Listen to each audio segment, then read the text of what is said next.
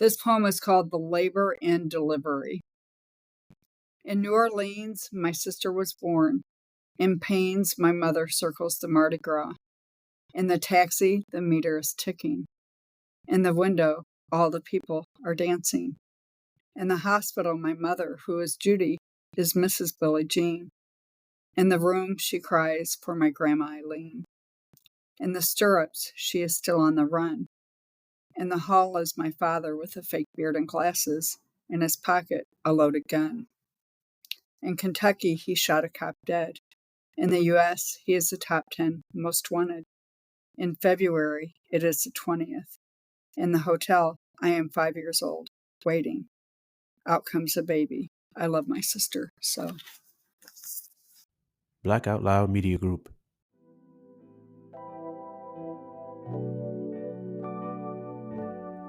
Welcome back to another episode of the Brown Sugar Cafe podcast, the place where poetry meets conversation. I'm your host, Terrence P. Elmore, and before we get into today's topic, make sure you hit that plus sign so you don't miss an episode. Also, please subscribe to my blog, thebrownsugarcafe.blog, and if you find any value in this episode or any other episodes, make sure you leave a heartfelt review. So with that being said, let's get to it.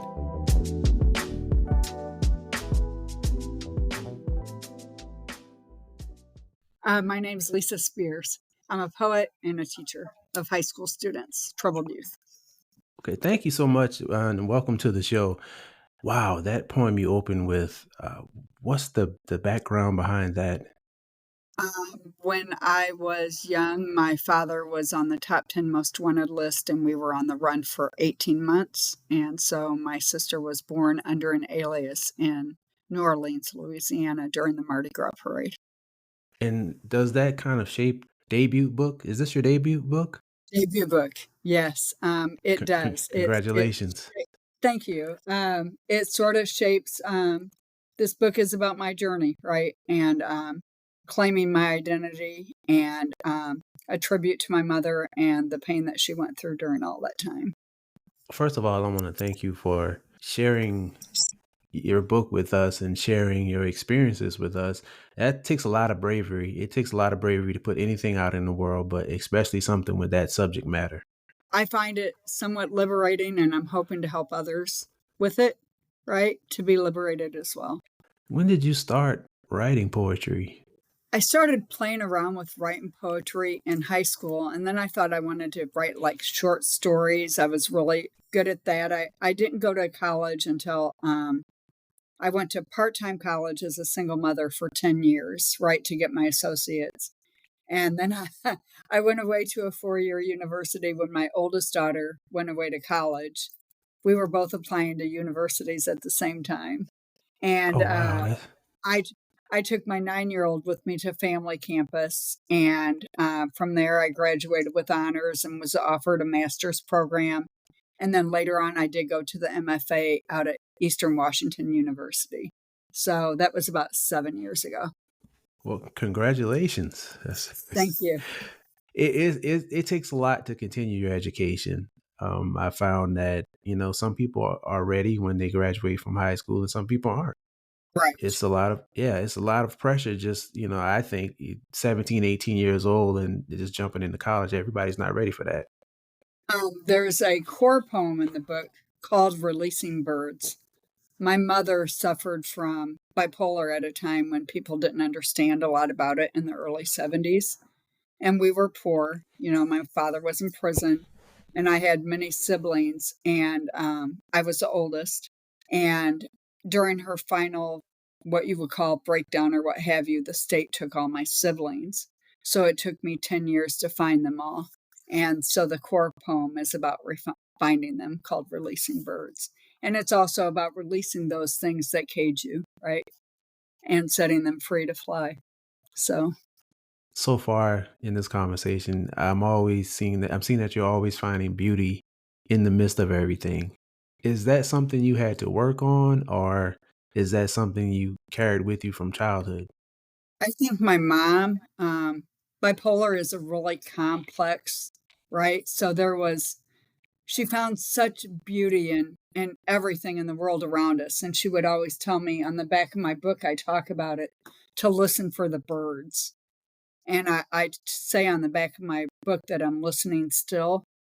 We'd look for rainbows and watch birds and birds' nests. And like in the midst of being poor, she gave us this rich awareness of the beauty in the world when she wasn't sick, right? So I attribute part of that to my mother, and then part of that is just persevering past everything and sort of turning it like a kaleidoscope and seeing it from a different angle. And I think with poetry as a poet, I'm called to do that with language all the time.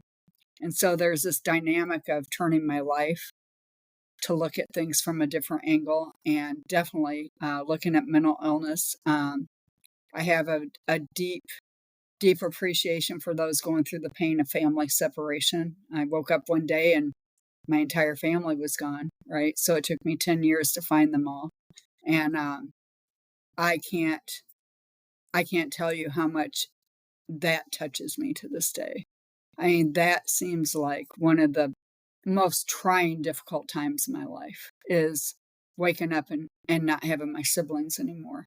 So I care very much about family separation, even not to get political. I don't think it's a political issue, but a humanistic issue. When Yeah. I hear of kids that are separated at the border, during war, anytime, it touches me in a different way, I think, because of my past experiences.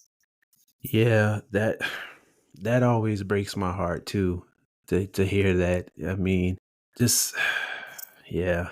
With that, we can go into a whole nother episode just about that alone. I just Yes. yeah. Do I have time to read from the book again? And I can read that poem for you. Sure, you can read that. Okay, Yes. great. Okay, it's Releasing Birds. Lately, I've been counting birds: a rosella, robin, and redwing, a minnie, the sapphire, sparrow, snowfinch, and swallow, to name a few. I can see their indelible patterns, shapes in the vast sky. Look, they hover just above the rim of my childhood. The house is small and gray shingled, blustery like it could be rain. I am there at 9 years old, the little keeper of so many siblings. They have found a baby bird, taking shallow breaths, with a tiny yellow beak, open mouth, no sound. They put it in a box. When they are all nested, the house is fast asleep. I am haunted by their catch and devise its release. The moon hangs low. I run along a silver path to a tree with open limbs. Then I place the little bird onto the long, soft grass. I will return my mind there 1,000 times 10. I am only 18. Mom has bipolar, and she is sick again. The state has come to take my siblings, and the sky is falling. Sister circling memories, baby birds in my chest. Run to me, brown-eyed brother, see me walking after school. Here, middle sis, let me lace those shoes. Baby Sue can't find my hair to twist with little fingers. She's afraid of the dark. Open mouth, no sound.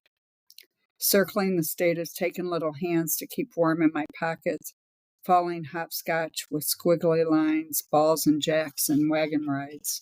Flailing up doorsteps and byways and lowways and sideways. The state took everything, from every morning. For over a decade, in offices, wrong houses, on the phone, I wait. It's my brother, dear brother. He plays football for Kansas State. A little bird flew from my chest as I held his grown face. I didn't stop until I set every bird free. Baby Sue was last, how she'd waited for me. 12 fosters and a worn teddy bear. Circling, circling, circling. We were finally all there. Now there's Sarah, Stephen, Faith, Nevaeh, Nicholas, and Sayeri. David, Mary, Bernadette, Teresa, and baby Joseph. Marie and Paige, followed by Susan, Kenny, Ziona, and Beth. Angel, Eliana, Hope, Melody, and the baby, Sunny. Me, I lead from behind, our silhouette in the sky. Look, there's a tree with arms open wide. So that's the title of your book as well, Releasing Birds. Yes. I noticed the cover has two birds on it. There's actually, this bird. There's another bird coming up from the bottom here. And then if you turn it around, the backs of the birds are showing. The cover was actually done by Freeverse Press by Marcus Amaker. This is his design. He helped me design everything and did a wonderful, beautiful job with that. It sets the tone for the book before you even open it. Yes. And there's a few pictures. There's a picture of my mother holding me in the book with my father. And I wrote a small poem to go with the picture. And then there's a picture of me with birds at the end at the beach. So I sort of try to weave a story to where I'm at now at this point of freedom in my life. Did writing play a part in that at all? Did you Uh, find it? Because I've noticed when I talk to other authors, writers, or poets, it seems writing gives sort of a freedom. So did that play a part in it? yes, I feel like it. Writing, I actually wrote about this one time as far as writing is a recursive process, sort of like therapy. We go back and we go forward, right? And so there's healing in writing, and I think there's healing in speaking your truth, right? And so I try to do that without restraint because I feel like it gives other people the freedom to do so as well. That's something I really believe in, that if we, write freely, we, like you said, give others, encouragement. We give them, I guess, freedom to write freely themselves. I think that our experiences are always to help other people. Yeah, we go through things and we learn lessons from them, but I just feel like if we keep them to ourselves, then we're doing a disservice to those people who are probably going through the same thing or something similar. And they need to see a way out. They need to see somebody who's championed through adversity, somebody who's come out on the other side. Yes. And I think that's important, not to be ashamed of who you are, but let it shape you and still find beauty in the world because there's beauty that you're here. And in the end, you can always use it to help the world be better in some way. Yes. And you are an educator. How did you become on your teaching journey? Well, I was chosen to teach at the university for free tuition for my master's degrees. And I found I was adjunct teaching at universities, but I actually fell into a job at a charter school teaching kids from, maybe it wasn't the best side of town in Illinois. That's where I'm originally from. And I really enjoyed the work. I really enjoyed working with teens that were a little bit lost like I was during that time. And I felt like I was making a difference because I'm a first generation college graduate in my family. And it felt like I was helping them believe that they could do that.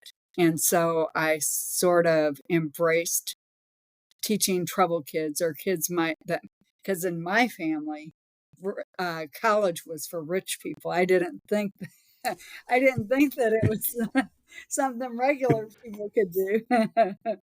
It So I feels like it didn't. now, yeah. Yeah, yeah. It feels like it now too, but I didn't really until I became a single mother and I spread my wings a little bit and tried to go to college uh, when my first daughter was 3 years old. I tried my hand at it and I worked a few jobs and went part-time for 10 years just to muddle through before I could go to the university. I didn't know family campus existed, and that would have helped me a great deal back then, but everything works out in due time, how it's supposed to, I think. And for my listeners who's not familiar, what is Family Campus? That is where a single mom or dad or a family can go away and they have housing right on campus where apartments that you can house yourself and your children, right? And they have playgrounds, activities, studies for adults. We trade off babysitting for exams. And I recommend it for anyone that might be struggling as single parents thinking that they lost their chance, right? They did not. I don't think I've ever heard of that before. Yes, I had not either. Many colleges have family campus. They have it in South Carolina, up in Columbia. They have it There's many state colleges that have family campus. Wow, because I've heard of marriage dormitories at colleges, but wow, that's very beneficial. That's something that I didn't know existed. I'm pretty sure a lot of people didn't know existed, but I'm glad you found that opportunity. And what's really nice about it is all your furniture is included, just like with a dorm. All your utilities are included, and they take everything right out of your financial aid package, right? So it helps set you up to succeed. Things are a little tight. I took out loans. I'll be paying them off forever. But the way I explained it to a friend, would I rather pay off loans the rest of my life or work in a restaurant the rest of my life, right? That's how I looked at it. So, and I would not trade. I miss school sometimes. I would not trade the way it opened up my eyes to literature and different cultures and different people. And I would take my daughter around campus and my granddaughters. Then my granddaughter, my oldest daughter was finishing up nursing school, and we would walk over to the campus, and I would call it the big school because I wanted them to know that it was possible for them. Yeah. And now both my daughters are nurses, and we sort of have.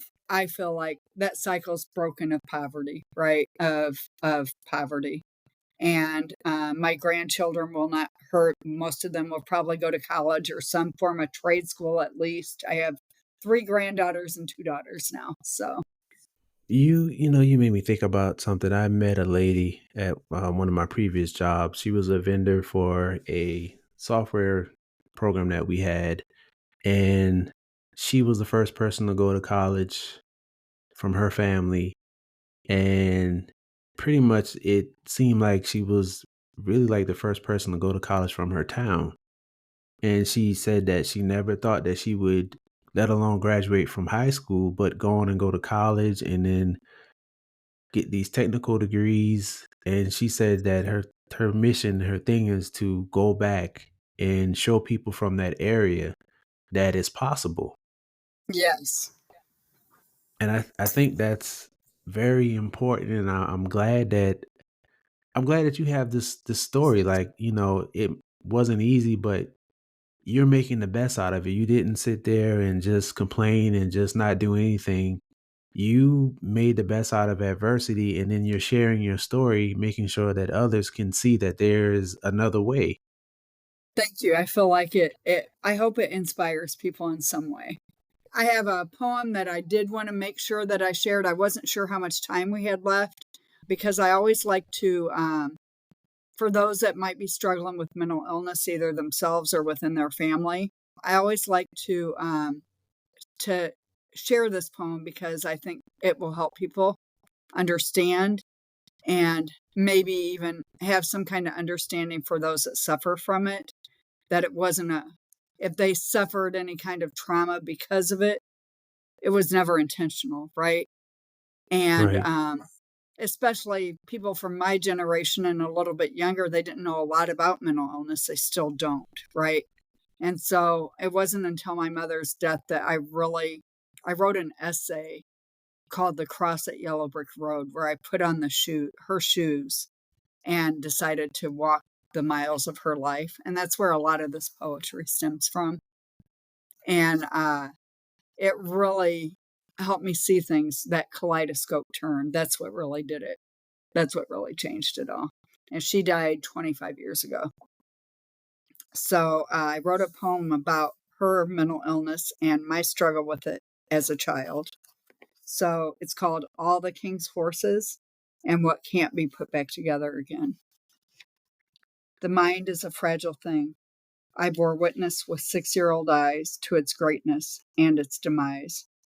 My mother's innocence was not of this world, and my father's greatest crime was bringing her down to earth with heavy fists and loaded guns, and her own street corner, the price of an open mouth.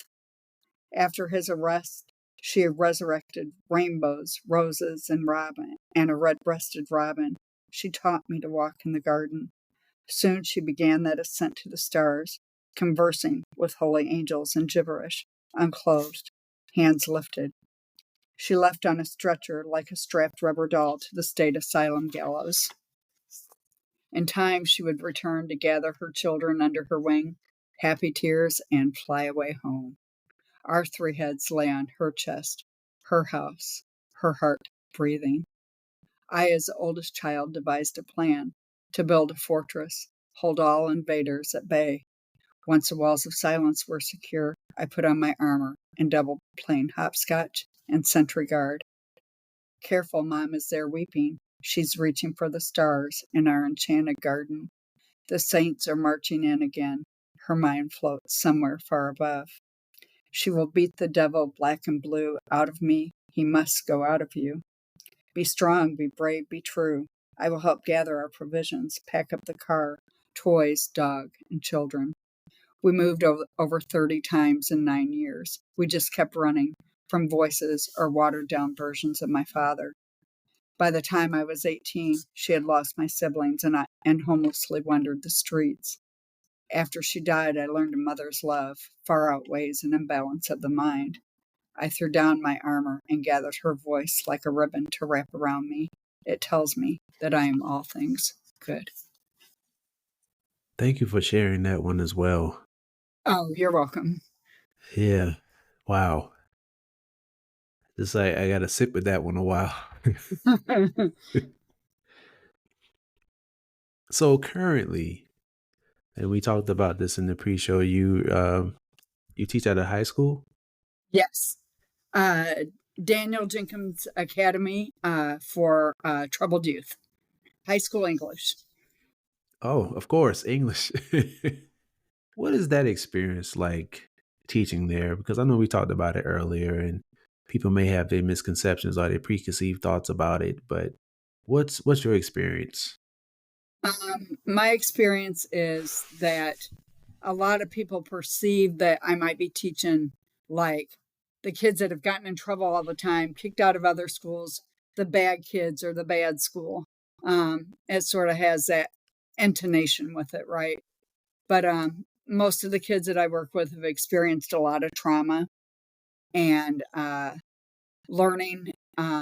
They've been shuffled from school to school. Once you have that label, it's hard to Yeah. get past it.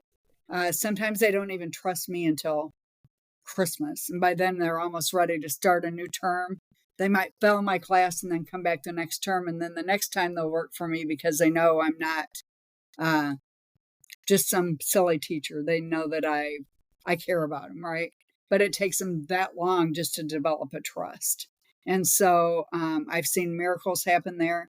I've seen kids that don't want to leave, that get back, that get in trouble sometimes just to come back to our school because they don't want to be, they want to be with our staff, right?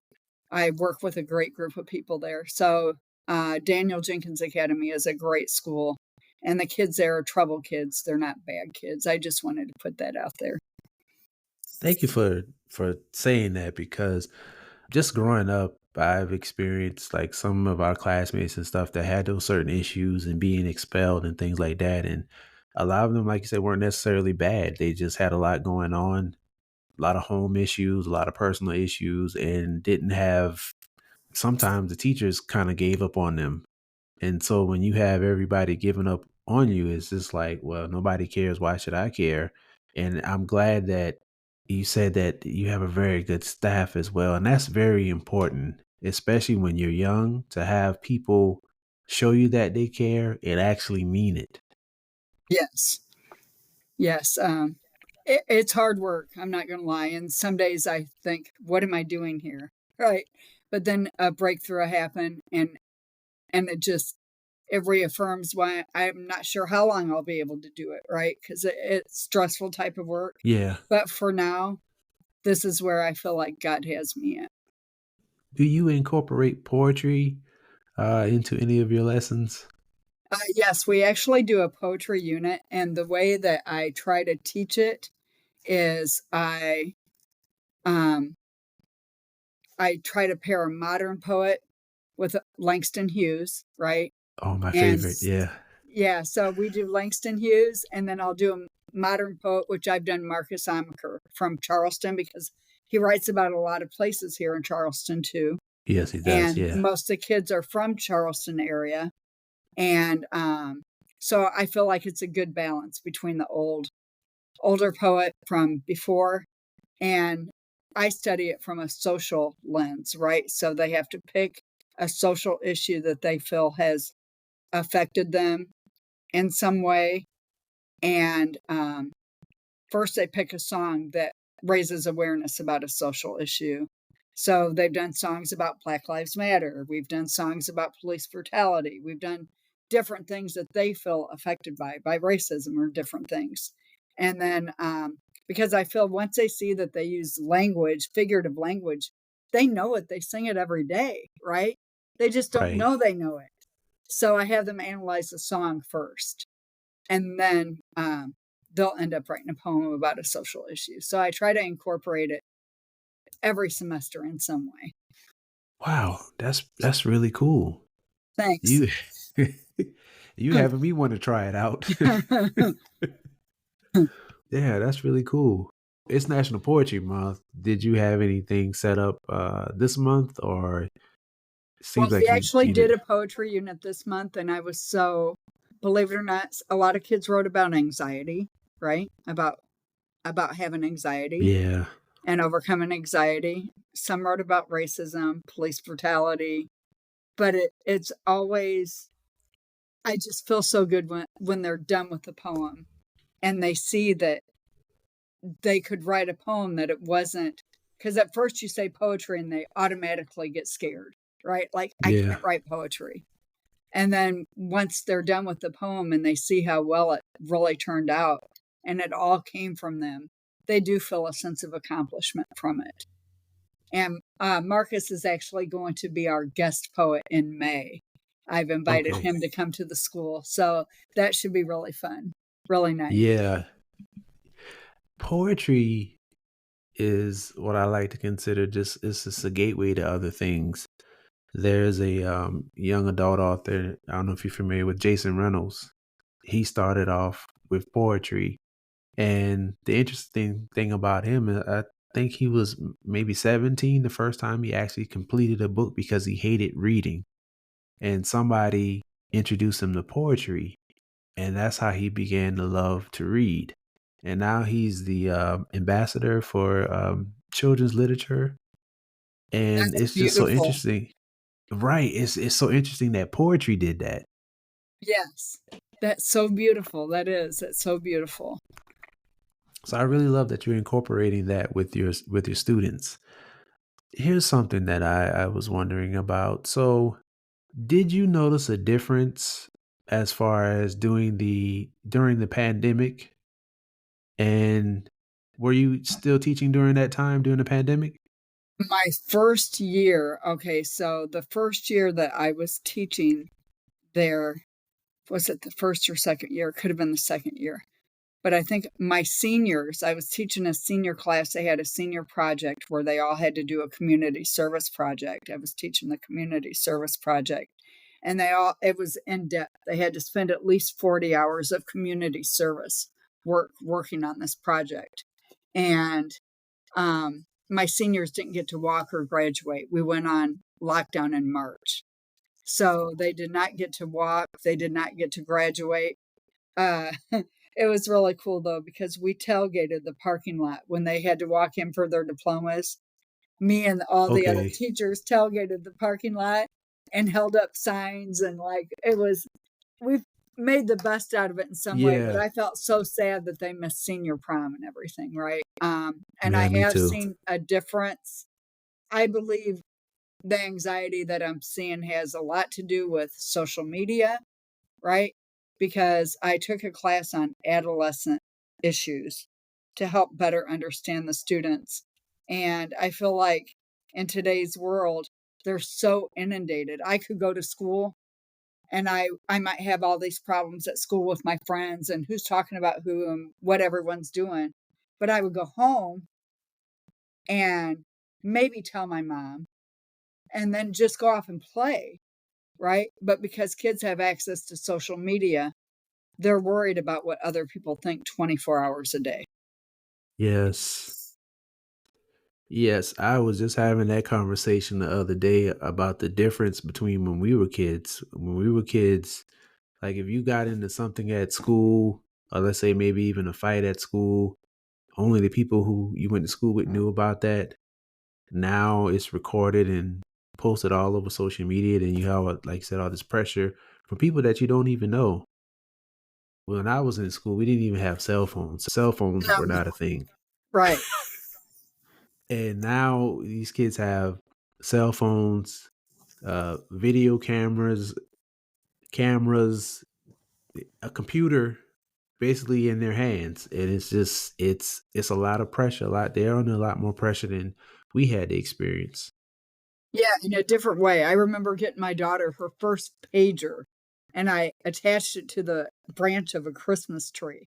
That was the generation that she was in, right? My oldest daughter. Yeah. No phones, but a pager was a I big had a thing to pager. get Yeah. excited about. I was very excited when I got mine. Yes. So, yeah, things sure have changed. So, but the kids are facing more than some of my kids have been homeless. Some of them have witnessed their parents murdered in front of them. Some of them have, so I guess when you see a troubled kid or it comes on the news, you don't know the background. If you knew the Right. backstory, I think people would be a little bit more compassionate about it. Because when you think about that, just the things that you described just now, that's a lot to have to deal with and see, and then having to come to school and perform well. And then you add on top of maybe they don't have money for lunch, and Right. that's extra pressure. They don't have food at home. So you're going to school on an empty stomach and then seeing all these things and then you're expected to learn. Like that's a lot of pressure. And the teacher worried that they didn't bring a pencil, right? You didn't bring your pencil to Right. school when maybe you stayed up all night because someone was arguing in your family, or you know what I'm saying? And you had to get your Yeah. siblings up or off to school because your mom's actually at work. What about that? You know what I'm saying? So there's just Yes. a lot of factors that people don't, and even me, I have to remind myself sometimes, right, Yeah. as the teacher. But I mean, I try to, I think growth in some way is just calling my own self to be accountable in some ways. If I notice something that is calling myself to be accountable more than other people, I think is a big way to make change. That's very true. If we could just be accountable, be a little more accountable ourselves. Just imagine if everybody started doing that, how much we could get accomplished and how much we could help each other and help, people. I wrote a poem one time that said, if we could all love as much as we were capable of in one day, if the whole world could do that in one day, what would happen? Just one day where everybody in the world loved as much as they could. That would be a beautiful thing.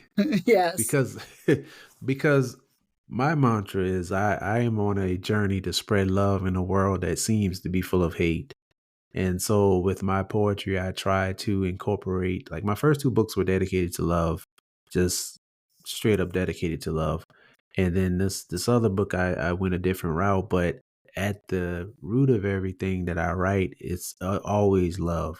And I want to give hope and leave hope to anybody who reads my poems or, anything that I write or even my podcast episodes. I want somebody to find hope in there somewhere. Yes. Yes, I think so. I think and a lot of it is people can look back at their past, say for me for instance, and say I'm happy with the life that I lived, even though it was painful and it had its struggles. It shaped me into being who I am. And I feel like it helped me become a more compassionate person because of my own experiences, right? So if people can take that and use it in that way, then it becomes a positive force, not a negative one, right? If everybody can try to do that. If you've struggled with something, use it to help someone else. And then it doesn't have Yes. the same power. Before I let you get out of here, do you have any final words? So I started thinking about how we all, well, I guess this is a little bit longer, but how we say we lost track of time, or when we're older, time rushes by so fast. And so I started thinking about the reasons time rushes by so fast. And maybe it's because when we were kids, We cherished every moment. We made use of every moment that we had. We lived it fully. And I came up with this poem that I ended up reading at an ovarian cancer benefit last year. It's called Finding Time. Is it all rushing by so fast, this life, how it somehow got away?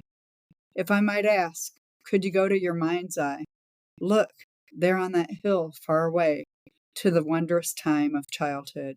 Here where the longest of days are etched like fossil and that one lone feather. There you are, blustery, among the walls of lasting joy, where anything is possible. Where a ship on the highest sea set off from a sidewalk puddle, and a paper roll, the telescope to view that faraway star. See the stage, how you traveled to those big, bright moons. Can you tell me when we put boundaries around the journey? Is this how we lost track of time? Somehow, in the pretense of our maturity, we lost the immeasurable tangibility of the ever-present now.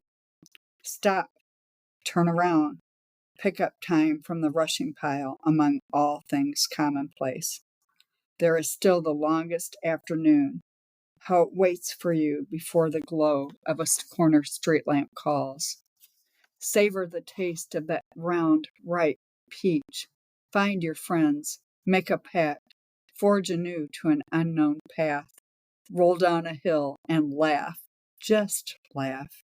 You might hold again that long ago truth. You are invincible. I wish you might find me there along your road, among the crowd of faces, with a kind word, an unwavering glance. Recall the touch of hand, leaving that lasting, indelible impression. Here and now, you are life's shining promise. Look to the stars, see your silhouette, the stage, the moon is waiting. Thank you for that. You're welcome. I wanted to end with something that's hopefully good. That's the perfect way to end. Let the people know how they can purchase your book, how they can get in contact with you, or any other information you want to share. Okay, so I go to most free verse poetry events. I am anyone can reach me at follypoet63@gmail.com or follow me on Instagram at follypoet. And also, my book is also available at Free Verse Press. It's available also on Amazon and Barnes & Noble. But if people could, I prefer that they buy directly from Free Verse. Yes, please. And, or if I see you out and about, I'll definitely sign a copy. I plan on having different readings around Charleston. I'll be posting on my website, Folly Poet. And thank you for having me here too. Thank you so much for joining us. I really appreciate your time. And you heard it. Everyone go out, grab her book. Don't get it from Amazon. Don't get it from Barnes & Noble. And to my listeners, remember, keep pushing forward. Bye-bye, everybody. Thank you. Thank you for tuning in to another episode of the Brown Sugar Cafe podcast. Once again, I'm your host, Terrence P. Elmore, and this is the place where poetry meets conversation. Hit that follow button and turn on your notifications so you won't miss an episode. Check out my blog, thebrownsugarcafe.blog. Also connect with me on Instagram at thebrownsugarcafe. Hope you enjoyed this episode, and as always, remember, keep pushing forward.